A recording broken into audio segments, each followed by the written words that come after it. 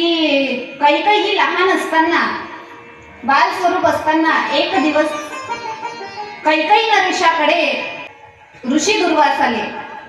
आणि दुर्वासा ऋषी आल्यानंतर आता घरी काही पाहुणे मंडळी आली किंवा काही मित्र मंडळी आली की त्यांची राहण्याची व्यवस्था कोणाकडे असते?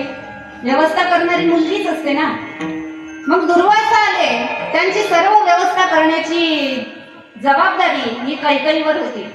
त्यांना पाणी लागेल पाणी नेऊन द्यायचं, त्यांना पूजेसाठी सामान नेऊन द्यायचं, फुलं नेऊन द्यायचे, सगळं साहित्य तिच्याकडे, सगळी जबाबदारी तिच्याकडे. मग एक दिवस दुर्वासा झोपेतून उठले आणि स्नान करून आले आणि हिने सर्व साहित्य आणलंच होतं. हिने संपूर्ण साहित्य आणलंच होतं.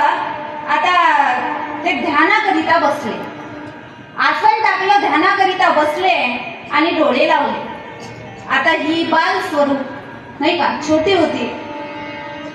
होती, विचार करायला लागली, काय हा साधू आहे, आता तर झोपेतून उठला ना, आता बसल्या बसल्या पुन्हा झोपला नाही का. आता त्यावेळेला काही लाईट नव्हते, त्यावेळेला होत्या मशाला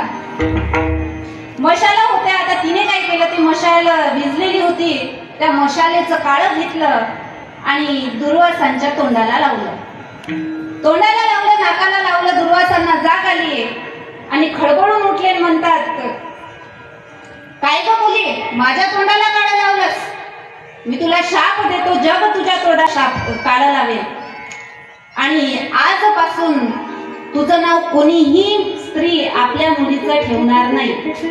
कैकई नावाची मुलगी दिसते आता, कैकई कुणीच आपल्या मुलीचं नाव ठेवत नाही. शाप दिला आणि तिथून निघून गेले.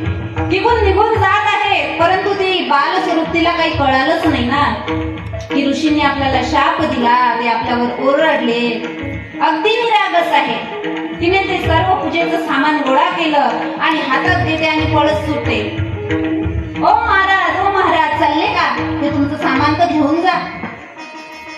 अहो, ज्या दुर्वासांना राग आला होता ना, तोच राग प्रेमामध्ये परिवर्तित झाला आणि मागे पाहायला लागले, मागे वळून आले आणि म्हणतात, का ग मुली, मी शाप दिला ग तुला, मी तुला शाप दिला तरी तू माझं पूजेचं सामान घेऊन आलीस.